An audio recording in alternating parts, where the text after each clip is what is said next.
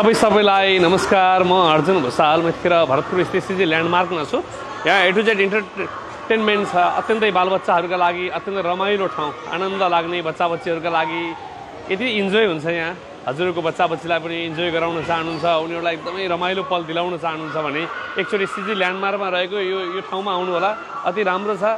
यहाँ त म अस्ति नै लास्ट टाइम यहाँ यो लगाएर गेम खेलेको थिएँ। मै तर्सिरहेको थिएँ कि कहाँ हो कहाँ गएर खस्छ जस्तो भएको थियो। पुरा यो लगाएर अनि यहाँ लगाएर बसेको त कहाँ खस्नु लाग्यो जस्तो गरेर म समातिरहेको छु। आत्तियो थिएँ भनेपछि कस्तो मजा आउँछ। यहीँ बसेर पनि कहाँ झरनातिर कता कता गएको देख्न पाइन्छ होइन, पहाडतिर हिमालतिर। त्यस कारण अति राम्रो बनाउनु भएको छ। एकदमै सबैले सपोर्ट गर्नु होला। यो दीपावलीको बेलामा सबैजना यहाँ आउनु होला, आफ्ना बालबच्चाहरूलाई लिएर आउनु होला। सामाजिक रूपमा आज उहाँहरूबाट भएको यो प्रयास व्यावसायिक रूपमा भन्दा पनि यो सामाजिक रूपमा बालबच्चाहरूको मनोरञ्जन केन्द्र, बालबच्चाहरू रमाउने ठाउँ, बालबच्चाहरूलाई खुसी बनाउने ठाउँ। स्वयं हामी पनि रमाइलो यहाँ आउँदा हुन्छ। यस्तो अवस्था गेमिङहरूमा खेल्दा राम्रो छ। म एकदमै राम्रो मान्छु। यहाँ चाहिँ यो भित्रपट्टि धेरैजना जानुभएको छ। यहाँ पनि यो भित्र अचम्मको गेम हुन्छ। अचम्मको छ। यता पनि बच्चाबच्चीको लागि स्पेसल छ। हजुरहरू सिजी ल्यान्डमार्क यदि आउनु भएको छ, बच्चाबच्ची लिएर आउँदै हुनुहुन्छ भने प्लिज एकचोटि म मनैदेखि रिक्वेस्ट गर्छु। ए टु जेड इन्टरटेनमेन्ट छ, यसमा आइदिन आग्रह गर्छु। यहाँको स्पेसल गेमहरू खेल्नु होला, इन्जोय गर्नु होला। एकदमै रमाइलो हुँदैछ। आज म अब गेम खेल्दैछु। यो चाहिँ सिजी ल्यान्डमार्कमा हो है। सिजी ल्यान्डमार्क जो भरतपुरको सिजी ल्यान्डमार्क वीरेन्द्र क्याम्पस चोकमै छ। यहाँ चाहिँ हजुरहरू आउनुभयो भने ए टु जेड इन्टरटेनमेन्ट छ।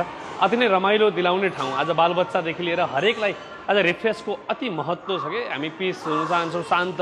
आज जतिखेर तनाव छ। त्यस कारणले कुनै होलिडे हुन्छ, स्पेसल होलिडेमा बच्चाबच्चीलाई कहाँ लाने होला भनेर सोच्नु भएको छ भने टाढा पनि होइन, दूरीका हिसाबले पनि चोकैमा छ। तर यो माथिपट्टि सिजी ल्यान्डमार्कमा अत्यन्तै सुविधा सम्पन्न यो चाहिँ गेमिङ जोन छ। म त यहाँ नेक्स्ट टाइम यो सेकेन्ड टाइम आएको, पहिला पनि एकचोटि आएर गेम खेलेँ। मलाई अति रमाइलो लाग्यो। सुरुमा त तर्सिएँ, तर आज पनि म केहीमा खेल्ने सोच बनाएको छु। म हजुरलाई पनि एकदमै मनैदेखि रिक्वेस्ट गर्छु, आउनुहोस्, हाँस्नुहोस्, खुसी हुनुहोस्। जीवनमा खुसी नै ठुलो सम्पत्ति हो। जब हामी आफ्नो खुसी नै हराउँछ, हामी तनावमा जीवन जिउँछौँ भने के होला सम्झिनुहोस् त। स्ट्रेस बिनाको जीवन पनि त जिउनु पर्यो। त्यस कारण त्यसका लागि गेमिङ जोन छ। अत्यन्तै राम्रो ठाउँ छ। म यहाँ सबैलाई स्पेसल रूपमा आइदिन आग्रह गर्छु। पैसाका हिसाबले पनि धेरै खर्चिलो छैन, खर्च लाग्दैन। मैले सामान्य रूपमा हामी कहीँ जाँदा पनि त 200-400 खर्च गर्छौँ होइन। यहाँ आउँदा पनि त्यही एराउन्डमा लगभग 400-500 हजार रुपियाँ खर्च गर्दै गर्दा सबै खालका कुराहरू यहाँ उपलब्ध हुन्छ भने किन पर जाने। त्यस कारणले यहाँ सबैलाई निमन्त्रणा छ। म केही गेमहरू खेल्छु अनि अरू बाँकी गेम खेलेपछि यसको फिडब्याक चाहिँ म हजुरलाई फेरि पनि सेयर गर्छु। यो खबर सबैसम्म प्रवाह गरिदिनु होला। हजुरका बालबच्चाहरूलाई कहीँ लगेर रमाइलो गेम खेलाउन चाहनुहुन्छ, रमाइलो गराउन चाहनुहुन्छ, एकछिन भए नि बच्चाबच्चीलाई फ्रेस बनाउन चाहनुहुन्छ भने चितवनको भरतपुरमा सिजी ल्यान्डमार्क भित्रपट्टि ए टु जेड इन्टरटेनमेन्ट छ।